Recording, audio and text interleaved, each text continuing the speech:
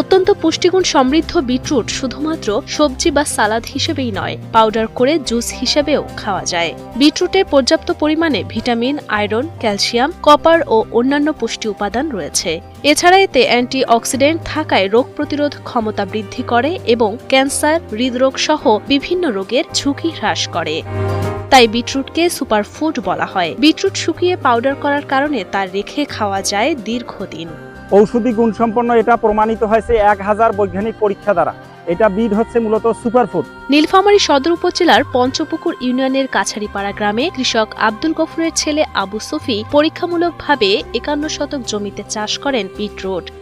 সব মিলিয়ে মাত্র 55,000 টাকা খরচ করে 4 থেকে 5 লাখ টাকা লাভের আশা করছেন এই তরুণ কৃষক। নভেম্বরের দিকে লাগাইছি, ঢাকা থেকে বীজ সংগ্রহ করে এই জমিতে উত্তম রূপে জৈব সার দিয়েছি এবং যেগুলো রাসায়নিক সার দিতে হয় সেগুলো দিয়েছি। জমি 7